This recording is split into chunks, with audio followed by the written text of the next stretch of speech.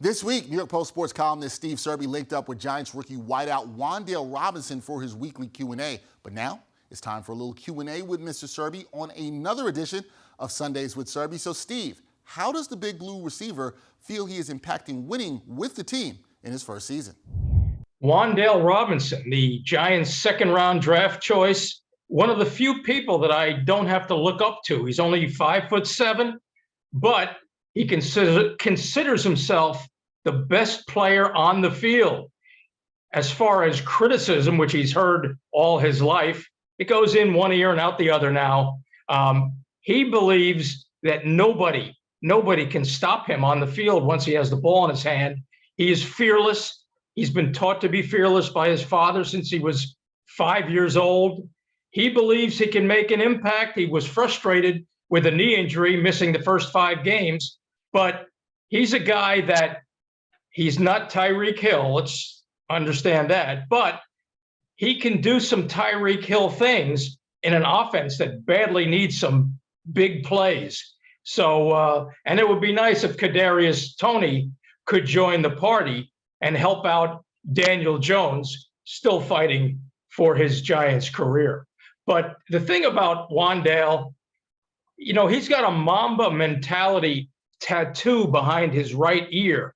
And Brian Daboll this week showed a video to the Giants where Kobe Bryant was up 2-0 in the finals with the Lakers and said in the video, "There's nothing to be happy about yet."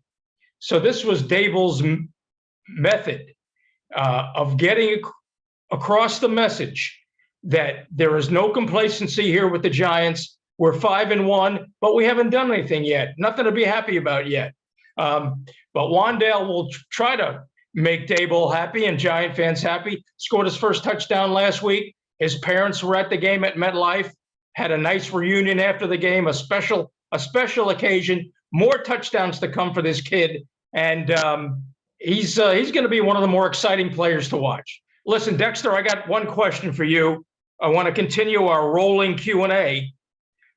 If you could go back in time and attend one sporting event in history, any sport, what would it be? I got to run. I got a game to cover today, so let the viewers know your answer. See you next week.